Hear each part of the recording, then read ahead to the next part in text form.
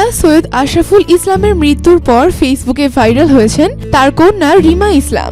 তাকে নিয়ে বিভিন্ন জন আবেগঘন স্ট্যাটাস দিচ্ছেন।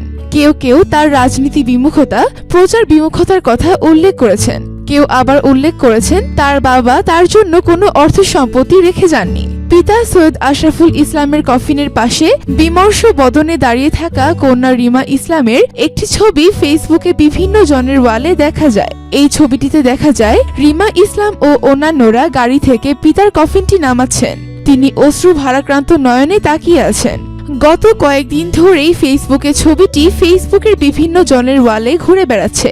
বিভিন্ন জন ছবিটি শেয়ার দিয়ে আশরাফ কন্যাকে সমবেদনা জানাচ্ছেন। তবে বেশিরভাগ সমর্থকেরাই চাচ্ছেন রিমা ইসলামকে যেন উপনির্বাচনে এমপি প্রার্থী করা হয়। রিমা ইসলামের আর কোনো ভাইবোন নেই।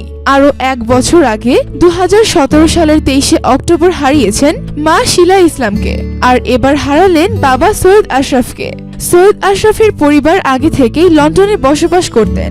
সেখানেই তার কন্যা HSBC ব্যাংকে চাকরি করেন। 1971 সালের মুজিবনগর সরকারের অস্থায়ী রাষ্ট্রপতি জাতীয় নেতা সৈয়দ নজরুল ইসলামের ছেলে সৈয়দ আশরাফুল ইসলাম। তিনি গত 3রা জানুয়ারি 68 বছর বয়সে থাইল্যান্ডের ব্যাংককের একটি হাসপাতালে ইন্তেকাল করেছেন। এই উপলক্ষে ঢাকা দক্ষিণের নগর ভবনে মেয়র হানিফ মিলনায়তনে সদ্য প্রয়াত আওয়ামী লীগের সাবেক সাধারণ সম্পাদক সৈয়দ আশরাফুল ইসলাম স্মরণে নাগরিক শোকসভা অনুষ্ঠিত হয়। দক্ষিণ সিটির মেয়র মোহাম্মদ সাইদ খোকনের সভাপতিত্বে তাকে স্মরণ করেন বিশিষ্ট জনেরা। শুরুতেই উপস্থাপন করা হয় সৈয়দ আশরাফুল ইসলামের জীবনী নিয়ে একটি প্রামাণ্যচিত্র। পরে মরহুমের স্মরণে 1 মিনিট নীরবতা পালন করা হয়। এতক্ষণ আমাদের সঙ্গে থাকার জন্য ধন্যবাদ।